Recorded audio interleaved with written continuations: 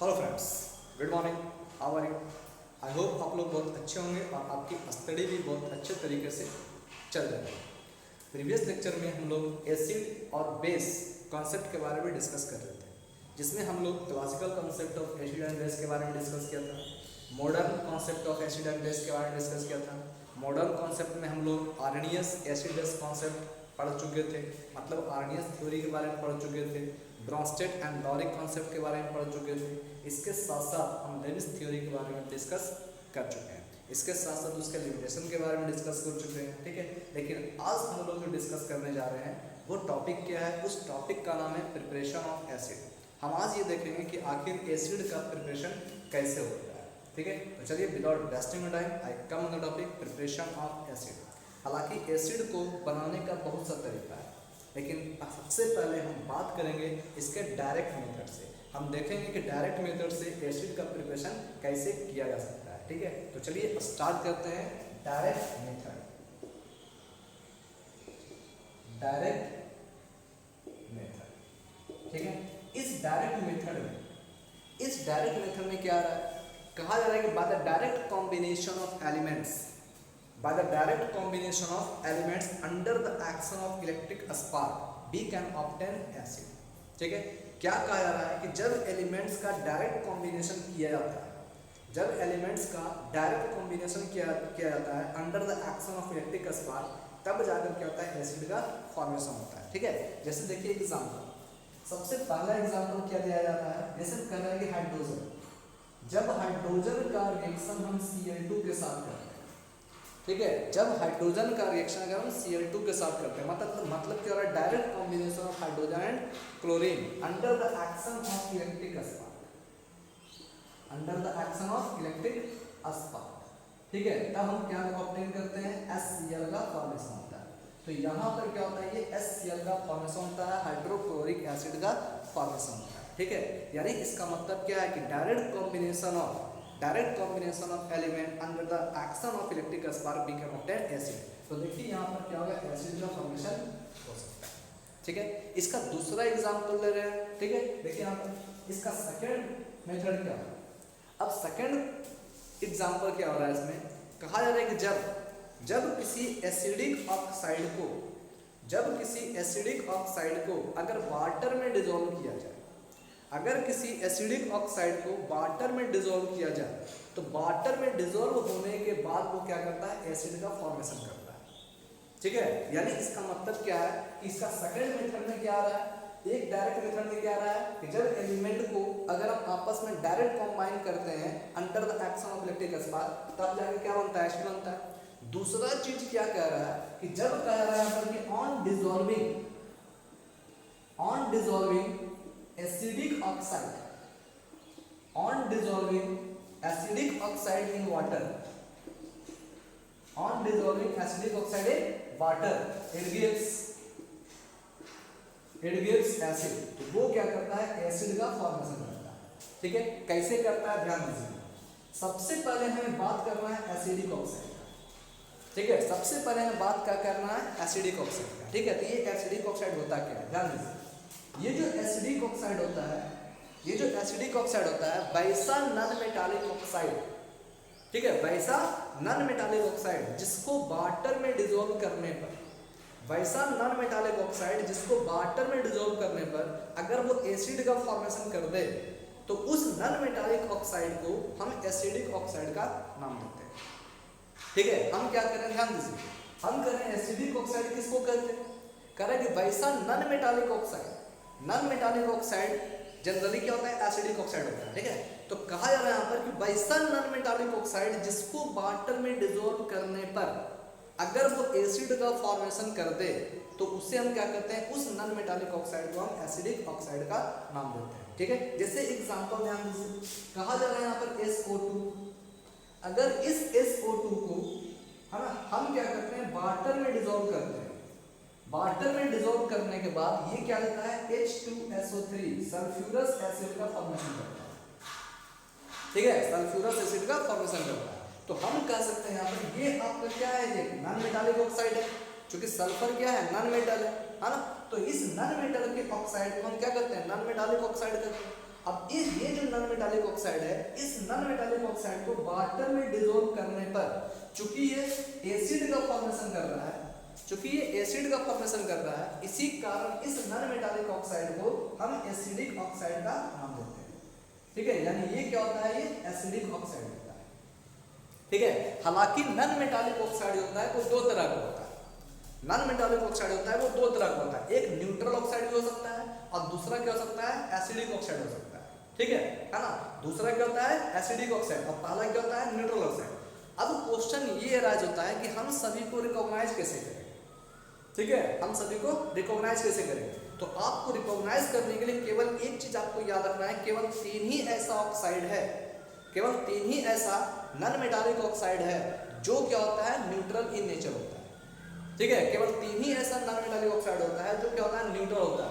बाकी जो रेस्ट होगा वो क्या होगा, एसिडिक ऑक्साइड होगा। तो यानी आपको क्या करना है, केवल 3 ही को याद रखना है। अगर 3 नॉन मेटालिक ऑक्साइड को अगर आप याद रखते हैं, है ना, तो वो क्या होगा, न्यूट्रल ऑक्साइड होगा।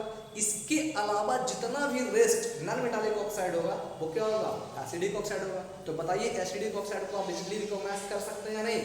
सबसे पहले हमें नॉन मेटल को रिकॉग्नाइज करना है। ठीक है, उसके बाद नॉन मेटल का जो ऑक्साइड होगा वो चाहे तो न्यूट्रल ऑक्साइड होगा, चाहे तो एसिडिक ऑक्साइड होगा। अब चूंकि न्यूट्रल ऑक्साइड जो होता है वो 3 ही होता है। कौन कौन होता है, एक होता है आपका नाइट्रिक ऑक्साइड, ठीक है, NO। दूसरा आपका क्या होता है, नाइट्रस ऑक्साइड। अब तीसरा आपका क्या होता है, कार्बन मोनोऑक्साइड। ठीक है, यानी इन तीनों नॉन मेटालिक ऑक्साइड को छोड़कर बाकी जितना भी ऑक्साइड होता है वो आपका क्या होता है, एसिडिक इन नेचर होता है। ठीक है, तो अब सोचिए केवल आपको क्या करना है, इन 3 को याद रखना है। इन 3 के अलावा जितना भी ऑक्साइड होगा वो आपका क्या होगा, नॉन मेटालिक ऑक्साइड होगा। ठीक है, मतलब क्या होगा, एसिडिक ऑक्साइड होगा।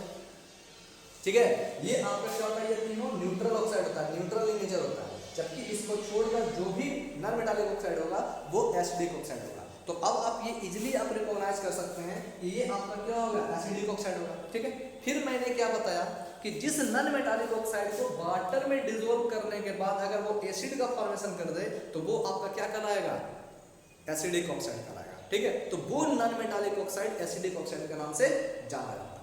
ठीक है, एक चीज ये याद रखना। ठीक है, अब ध्यान दीजिए, अब अगर हम बात करें कि ये जो नॉन मेटालिक ऑक्साइड है जिसको वाटर में डिसॉल्व करने के बाद एसिड का फॉर्मेशन कर दिया तो ये क्या होगा आपका, ये नॉन मेटालिक ऑक्साइड क्या कहलाएगा, एसिडिक ऑक्साइड कहलाएगा। और इसी एसिडिक ऑक्साइड को हम anhydride of that forming acid कहते हैं। जो एसिड बना उस एसिड का ये क्या कहलाता है, अनहाइड्राइड कहलाता है। ठीक है, तो अगर आपसे क्वेश्चन पूछा जा रहा है कि अनहाइड्राइड ऑफ H2SO3 क्या होगा, तो हम क्या कर सकते हैं, SO2 होगा। ठीक है, यानी जिस नॉन मेटालिक ऑक्साइड को वाटर में डिसॉल्व करने से एसिड का फॉर्मेशन हो जाए, ठीक है, एसिड का फॉर्मेशन हो जाए तो उस नॉन मेटालिक ऑक्साइड को उस फॉर्मिंग एसिड का अनहाइड्राइड कहा जाता है। ठीक है, हालांकि इसके बारे में हम आगे डिस्कस भी करेंगे। ठीक है, तो अभी सिर्फ इतना जानना है कि एसिड का फॉर्मेशन होता कैसे है। तो हम कह सकते हैं कि on dissolving acidic oxide in water it gives acid, यानी किसी भी एसिडिक ऑक्साइड को अगर वाटर में डिसॉल्व करने पर एसिड का फॉर्मेशन किया जा सकता है। ठीक है, जो एसिडिक इन नेचर हो। एसिडिक ऑक्साइड को वाटर में डिसॉल्व करेंगे तो क्या बन जाएगा, एसिड का फॉर्मेशन करेगा। ठीक है, और एसिडिक ऑक्साइड को कैसे रिकॉग्नाइज करना है हम अभी आपको बता चुके हैं। ठीक है, अब ध्यान दीजिए, अब कर रहे हैं यहाँ पर, ये ध्यान दीजिए, ये लिखा हुआ है N2O5। अब इस N2O5 को हम क्या करेंगे, वाटर में डिसॉल्व करेंगे। अब इस N2O5 को अगर हम वाटर में डिसॉल्व करेंगे तो ये क्या बना देगा, HNO3 का फॉर्मेशन कर देगा। ठीक है, ये क्या हो गया आपका, नाइट्रिक एसिड। यानी इस तरह से क्या होगा, नाइट्रिक एसिड का फॉर्मेशन कर सकता है। देखिए यहाँ पे इसका मतलब क्या होगा, ये जो N2O5 है, ये क्या होगा आपका, एसिडिक ऑक्साइड होगा, क्योंकि वाटर में डिसॉल्व करने के बाद क्या दे रहा है, HNO3 यानी एसिड का फॉर्मेशन कर रहा है, नाइट्रिक एसिड का फॉर्मेशन कर रहा है। उसी प्रकार अगर हम यहाँ पर ठीक है, अगर हम यहाँ पर P2O5 ले लें, ठीक है, इसको भी हम क्या किए, वाटर में डिसॉल्व कर दें, क्या बना देगा, HPO3 बना देगा। ठीक है, ये क्या बना दिया आपका, HPO3 बना दिया, फास्फोरिक एसिड बना दिया। ठीक है, यानी इस तरह से हम कर सकते हैं। यहाँ पर ये आपका जो है मेटाफॉस्फोरिक एसिड, ठीक है, यानी ये क्या बनाता है आपका, HPO3 का फॉर्मेशन कर देता है। ये भी आपका क्या है, एसिड है।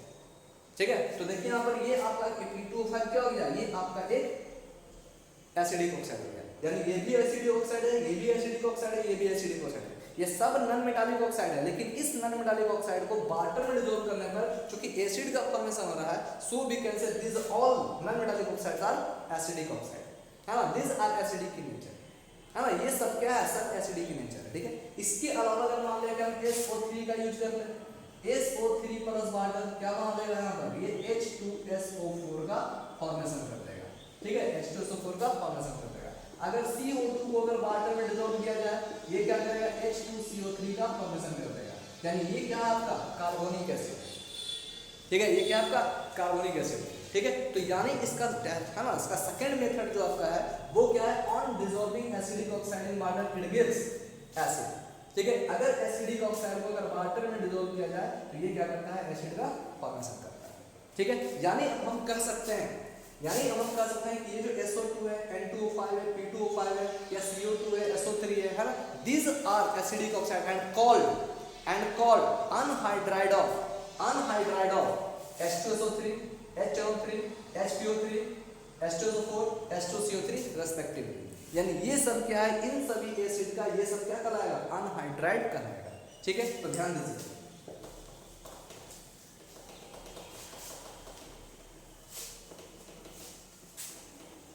ठीक है। अब देखिए, अब हम क्या कर रहे हैं, ठीक है, यहाँ देखिए, अभी मैंने क्या किया, ये SO3 प्लस H2O क्या बन रहा है आपका, H2SO4 का फॉर्मेशन कर रहा है, ठीक है, H2SO4 का फॉर्मेशन कर रहा है। मैंने क्या बोला, ये SO3 क्या है, ये नॉन मेटालिक ऑक्साइड है, ये नॉन मेटालिक ऑक्साइड है ना, ये आपका क्या है, नॉन मेटालिक ऑक्साइड। अब इस नॉन मेटालिक ऑक्साइड को हम क्या किए, वाटर में डिसॉल्व किए, वाटर में डिसॉल्व करने के बाद क्या दिया, एसिड दिया।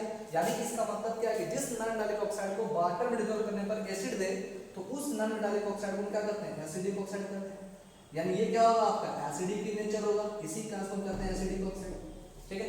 इसके बाद हम लोग क्या बात करते हैं, हाँ, इसके बाद हम लोगों ने बात क्या किया कि ये जो एसिडिक ऑक्साइड है ना, ये जो एसिडिक ऑक्साइड है, इसी एसिडिक ऑक्साइड को हम क्या करते हैं, अनहाइड्राइड का नाम देते हैं, अनहाइड्राइड का नाम देते हैं, ठीक है। तो ये क्या होगा, अनहाइड्राइड ऑफ H2SO4, ठीक है। तो अगर आपसे क्वेश्चन पूछा जा रहा है कि H2SO4 का अनहाइड्राइड कौन होगा, तो हम कह सकते हैं SO3 होगा, ठीक है। क्यों होगा, क्योंकि इसी नॉन मेटालिक ऑक्साइड को वाटर में डिसॉल्व करने पर H2SO4 का फॉर्मेशन हो रहा है, ठीक है। इसी कारण इस नॉन मेटालिक ऑक्साइड को हम एसिडिक ऑक्साइड कहते हैं, ठीक है। तो जिस एसिडिक ऑक्साइड को वाटर में डिसॉल्व करने से एसिड का फॉर्मेशन हो जाए, तो उस एसिडिक ऑक्साइड को हम उस एसिड का अनहाइड्राइड कहते हैं, ठीक है। Hence we can say here SO3 is the anhydride of H2SO4, ठीक है। इसी कारण ये SO3 जो होगा इस H2SO4 का अनहाइड्राइड होगा, ठीक है।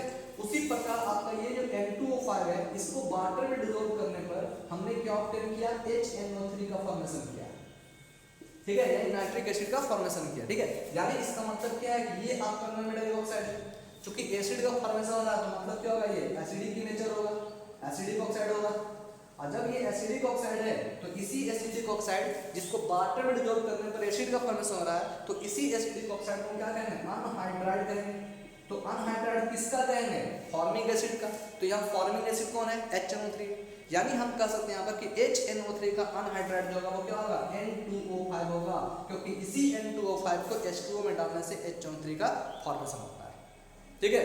So we can say N2O5 is called the anhydride of HNO3, ठीक है ना। तो अब सोचिए, अब अगर आपको पूछा जाएगा किसी एसिड का अनहाइड्राइड कैलकुलेट करने के लिए, तो आप क्या कीजिएगा, देखिए यहाँ पर एक सिंपल फार्मूला से हम अनहाइड्राइड को कैलकुलेट कर सकते हैं। जैसे एग्जांपल देखिए, ध्यान दीजिए, ये आपका क्या हो गया, अनहाइड्राइड। तो यहाँ लिख रहे हैं anhydride of acid, anhydride of acid, ठीक है। अब इस अनहाइड्राइड एसिड को हम क्या किए, वाटर में डिसॉल्व कर दिए। देखिए फार्मूला इसे बन रहा, ये क्या आपका अनहाइड्राइड ऑफ एसिड है, ठीक है ना। इसमें इसको क्या किया, हम वाटर में डिसॉल्व कर दिए। वाटर में डिसॉल्व करने के बाद, ठीक है, ये अनहाइड्राइड ऑफ एसिड है, किस कौन से एसिड का, H2SO4 का, ठीक है। इसको हम क्या किया, वाटर में डिसॉल्व किए। वाटर में डिसॉल्व करने के बाद यहाँ क्या बन गया, H2SO4 एसिड बन गया, ठीक है। तो अब अगर हमें क्वेश्चन पूछा जा रहा है कि हमें क्या करना है, फाइंड आउट करना है कि अनहाइड्राइड ऑफ H2SO4 को अगर हम फाइंड आउट करना है, तो क्या करेंगे, इस वाटर को यहाँ से हटाकर, क्योंकि हमें निकालना क्या है, अनहाइड्राइड ऑफ H2SO4 निकालना है, तो हमें जिस एसिड का अनहाइड्राइड निकालना है तो हम क्या करेंगे, उस एसिड में से H2O क्या करेंगे, घटा देंगे। हमें निकालना अनहाइड्राइड ऑफ H2O, तो हमें क्या करना होगा, इस H2O को यहाँ से हटाना पड़ेगा। और ये जब H2O हटकर अगर इक्वल साइन के इस साइड आ जाएगा तो ये क्या हो जाएगा, प्लस से माइनस में चेंज हो जाएगा। ठीक है, तो यानी हम क्या हो जाएगा, फार्मूला क्या बन रहा है, anhydride of H2O is equal to H2O minus H2O is equal to क्या हो गया, SO3। ठीक है, यानी हम कह सकते हैं कि अनहाइड्राइड ऑफ H2O क्या हो गया मेरा, SO3 हो जाएगा। ठीक है, यानी फार्मूला क्या निकलेगा, जिस एसिड का अनहाइड्राइड निकालना है उस एसिड में हम क्या करेंगे, वाटर को घटा देंगे। ठीक है, यहाँ देखिए हमें निकालना अनहाइड्राइड ऑफ H2O, इस H2SO4 का हमें अनहाइड्राइड निकालना है, तो क्या करेंगे, इस H2SO4 में से वाटर घटा देंगे। तो देखिए हम क्या किए, इस H2SO4 में से वाटर घटा दिए तो क्या बन गया मेरा, SO3 बन गया। ठीक है, यानी जिस एसिड का भी अनहाइड्राइड हमें निकालना है उस एसिड में हम क्या करेंगे, वाटर को निकाल देंगे। ठीक है, तो जो बचेगा वो क्या कहलाएगा, आपका अनहाइड्राइड ऑफ दैट एसिड कहलाएगा। ठीक है, और एग्जांपल लेते हैं, जैसे एग्जांपल देख लीजिए, यहाँ दिया हुआ है H2CO3। ठीक है, हमें क्या करना, अनहाइड्राइड ऑफ H2CO3 हमें निकालना। तो क्या करेंगे, इस H2CO3 में से हम क्या करना है, आपको जिस एसिड का अनहाइड्राइड निकालना है उस एसिड में से H2O घटा दें। तो हमें क्या करना है, H2CO3 का अनहाइड्राइड निकालना है, तो क्या करेंगे, इस H2CO3 में से H2O घटा देंगे, क्या बन जाएगा आपका CO। ठीक है, यानी इसका मतलब क्या है कि इस अनहाइड्राइड H2CO3 का अनहाइड्राइड कौन होगा, CO2 होगा। ठीक है, CO2 होगा। ठीक है, अब ध्यान उसी प्रकार अगर आपसे पूछा जाए यहाँ पर, ठीक है, अगर आपसे पूछा जा रहा है ये H2SO4, ठीक है, ये आपका क्या हो गया H2CO3, हाँ, उसी प्रकार अगर आपसे पूछा जाए HNO3 का अनहाइड्राइड क्या होगा, है ना, अनहाइड्राइड ऑफ HNO3 क्या होगा, अनहाइड्राइड ऑफ HNO3 क्या होगा। तो हमें क्या करना होगा, अनहाइड्राइड HNO3 निकालने के लिए हमें HNO3 से क्या करना पड़ेगा, H2O को हटाना पड़ेगा। ठीक है, तो देखिए यहाँ पर इसको हटाइए।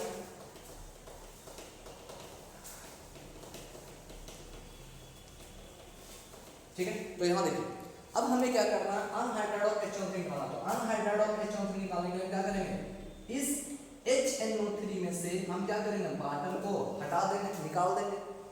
ठीक है, क्योंकि मैंने ये बताया कि जिस एसिड का भी अनहाइड्राइड निकालना है उस एसिड में से हम क्या करेंगे, वाटर को बाहर निकाल देंगे, जिससे क्या मेरा बन जाएगा, anhydride of that acid we can obtain. ठीक है, तो हम इससे हम क्या कर सकते हैं, अनहाइड्राइड ऑफ दैट एसिड निकाल सकते हैं। ठीक है, तो हमें क्या करना है, HNO3 का अनहाइड्राइड निकालना है, क्या करेंगे, HNO3 में से H2 घटा दें। अब आप बोलिएगा कि HNO3 में से H2 घटेगा कैसे। ठीक है, HNO3 में से H2 घटेगा कैसे, है ना, निकलेगा कैसे, क्योंकि यहाँ पर हाइड्रोजन का 2 एटम है, यहाँ पर हाइड्रोजन का एक ही एटम है। ठीक है, अब बोलिएगा क्वेश्चन गलत है। ठीक है, तो यहाँ ध्यान दीजिए, HNO3 में से हमें क्या करना है, H2 बाहर निकालना है। यहाँ हाइड्रोजन का 2 एटम जबकि यहाँ पर हाइड्रोजन का एक ही एटम है, निकलेगा कैसे, है ना। तो बहुत सिंपल, इसको भी क्या करेंगे, 2 एटम में चेंज कर देंगे। अब 2 एटम में चेंज करने के लिए क्या करेंगे, इसको 2 हम यहाँ पर नहीं लिखेंगे, हम क्या करेंगे, इसे कोएफिशिएंट में चेंज कर देंगे। ठीक है, इसका हम 2 मोल ले लेंगे। ठीक है, अब ध्यान दीजिए, अब जब इसका हम 2 मॉलिक्यूल ले लिए, 2HNO3 माइनस क्या करेंगे, आप 1 मॉलिक्यूल ऑफ H2 घटा दीजिए। घटाने पर क्या होगा, देखिए यहाँ पर 2 मोल, 2 एटम यहाँ दिया हुआ है, 2 एटम ऑफ हाइड्रोजन और यहाँ भी 2 एटम हाइड्रोजन, कैंसिल आउट। ठीक है, फिर यहाँ देखिए नाइट्रोजन कितना बचा मेरे पास, N2O5 बचेगा। ठीक है ना, तो इस तरह से हम क्या कर सकते हैं कि इसका अनहाइड्राइड हम कैलकुलेट कर सकते हैं। So we can say it is the anhydride of HNO3। ठीक है, आपको क्या निकालना है, HPO3 का अनहाइड्राइड निकालना है, anhydride of HPO3, anhydride of HPO3 क्या करेंगे, इस HPO3 में से, ठीक है, हम क्या बताएं, जिसका भी अनहाइड्राइड निकालना है उसमें से क्या करेंगे, उस एसिड में से H2O को घटा देंगे। ठीक है, तो यहाँ देखिए अनहाइड्राइड ऑफ HPO3 को निकालना है, क्या करेंगे, HPO3 में से फिर हम क्या करेंगे, H2O को घटा देंगे, है ना, H2O को निकाल देंगे। फिर वही क्वेश्चन है, निकलेगा कैसे, यहाँ पर हाइड्रोजन का 2 एटम, यहाँ पर हाइड्रोजन का एक ही है, क्या करेंगे, सिंपल इसको 2 से मल्टीप्लाई कर लेंगे, है ना, इसका 2 मॉलिक्यूल ले लेंगे। 2 मॉलिक्यूल लेने पर क्या जाएगा मेरा, P2O5, यानी ये जो आपका P2O5 होगा ये क्या होगा, अनहाइड्राइड ऑफ HNO3 होगा। ठीक है, अनहाइड्राइड ऑफ HNO3 होगा। ठीक है, उसी प्रकार अगर मान लें कि हम क्या करें, ठीक है, परक्लोरिक एसिड, ठीक है, HClO4 का अगर हम यूज करें, परक्लोरिक एसिड, अगर हम इसका अनहाइड्राइड ऑफ अगर हम अनहाइड्राइड ऑफ HClO4 है ना, अगर हम HClO4 का अनहाइड्राइड कैलकुलेट करें, क्या करेंगे, इस HClO4 में से फिर वही क्वेश्चन है, H2O क्या करेंगे, बाहर निकाल देंगे। अगर किसी एसिड में से H2 बाहर निकल जाएगा, जो बचेगा वो क्या कहलाएगा, उसका अनहाइड्राइड कहलाएगा। ठीक है, तो देखिए यहाँ पर HClO4 में से क्या कि H2O को बाहर निकाल देंगे। अब यहाँ भी हाइड्रोजन का 2 एटम, यहाँ भी हाइड्रोजन का 1 एटम। ठीक है, क्या करना पड़ेगा, 2 से मल्टीप्लाई कर देंगे, अब हो गया 2 एटम। अब इस 2 मॉलिक्यूल ऑफ HClO4 में से हम क्या करेंगे, H2O को बाहर निकाल देंगे। निकालने पर मेरा क्या बच जाएगा, देखिए Cl का 2 एटम और ऑक्सीजन का 7, यानी Cl2O7 बन जाएगा। यानी ये जो Cl2O7 हुआ ये क्या हो गया, अनहाइड्राइड ऑफ HClO4।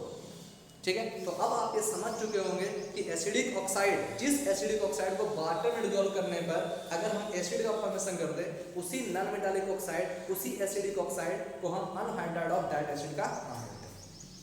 ठीक है ना, चलिए अब हम नेक्स्ट मेथड की ओर चलते हैं, है ना।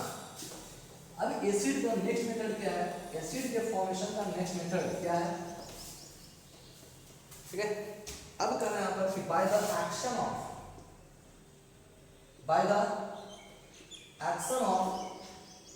acid with the salt of another acid, अब क्या कह रहा है कि जब किसी एसिड का रिएक्शन किसी सॉल्ट के साथ करते हैं, जब किसी एसिड का रिएक्शन हम क्या करते हैं, किसी सॉल्ट के साथ करते हैं, लेकिन कंडीशन क्या है कि ये जो सॉल्ट होना चाहिए वो दूसरे एसिड से मिलकर बना होना चाहिए। यानी यहाँ पर जो एसिड हम यूज कर रहे हैं, है ना, यहाँ पर जिस एसिड का रिएक्शन करा रहे हैं, ये एसिड यहाँ पर मौजूद नहीं होना चाहिए। ठीक है, यानी इसका मतलब ये जो सॉल्ट जो बना होना चाहिए वो इस एसिड से मिलकर नहीं बना होना चाहिए, किसी दूसरे एसिड से मिलकर बना होना चाहिए। ठीक है, जैसे देखिए एग्जाम्पल। ठीक है, तो पहले क्या करा, bye the action of acid with the salt of another acid. जब हम एसिड का रिएक्शन किसी दूसरे सॉल्ट के साथ करते हैं, लेकिन वो सॉल्ट दूसरे एसिड से मिलकर बना होना चाहिए, तब क्या होता है, मेरा एसिड का फॉर्मेशन होता है। ठीक है, तो हम क्या कर सकते हैं, एसिड ऑफ अदर सॉल्ट का फॉर्मेशन हम कर सकते हैं। ठीक है, जैसे कोई example, bye the action of acid हम क्या कर रहे हैं, एसिड यहाँ पर क्या है, H2SO4 है, H2SO4, इसका रिएक्शन हम क्या कर रहे हैं, सॉल्ट के साथ कर रहे हैं। ये सॉल्ट क्या हो गया, NaCl। अब यहाँ क्या लिखा हुआ है, सॉल्ट ऑफ अनदर एसिड, यानी इसका मतलब ये जो सॉल्ट है वो दूसरे एसिड से मिलकर बना होना चाहिए। ठीक है, तो देखिए कैसे हम रिकॉग्नाइज करेंगे, ये जो NaCl है क्या है, सॉल्ट है। अब हम जानते हैं सॉल्ट कैसे बनता है, सॉल्ट बनाने के लिए हम एसिड और बेस का यूज करते हैं। जब एसिड और बेस आपस में रिएक्ट करता है तब जाके क्या होता है, सॉल्ट का फॉर्मेशन होता है। ठीक है, तो ये जो सॉल्ट जो बना होगा वो भी एक एसिड और एक बेस से मिलकर बना होगा।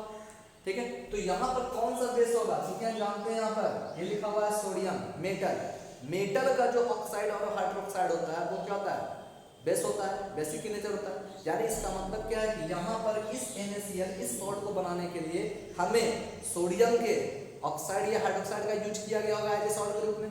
ठीक है, तो यानी हम यहाँ पर क्या करेंगे, बेस के रूप में NaOH का यूज किए हुए होंगे। ठीक है, हम यहाँ पर क्या किए होंगे, सोडियम, चूंकि यहाँ पर सोडियम मेटल, सोडियम का हाइड्रोक्साइड होता है वो क्या होता है, बेसिक इन नेचर होता है। तो चूंकि यहाँ पर सोडियम क्लोराइड है, सोडियम मौजूद है यहाँ पर, इसका मतलब क्या है, यहाँ पर सोडियम का बेस लिया गया हो, सोडियम का बेस क्या हो गया, NaOH। अब यहाँ पर Cl मौजूद है, मतलब एसिड कौन होगा, HCl होगा। अब इन दोनों के मिलने से हम जानते हैं क्या बनता है, NaCl + H2O बनता है। ये देखिए आपका क्या है, सॉल्ट बन गया। ठीक है, यानी ये पता चल रहा है कि ये जो सॉल्ट बना हुआ होगा वो दूसरे एसिड से मिलकर बना हुआ है। कौन से एसिड से मिलकर बना हुआ है, HCl से। ठीक है, तो मेरा कहने का मतलब यही है कि bye the action of acid with the salt of another acid, यानी वैसा सॉल्ट जो दूसरे एसिड से मिलकर बना हो।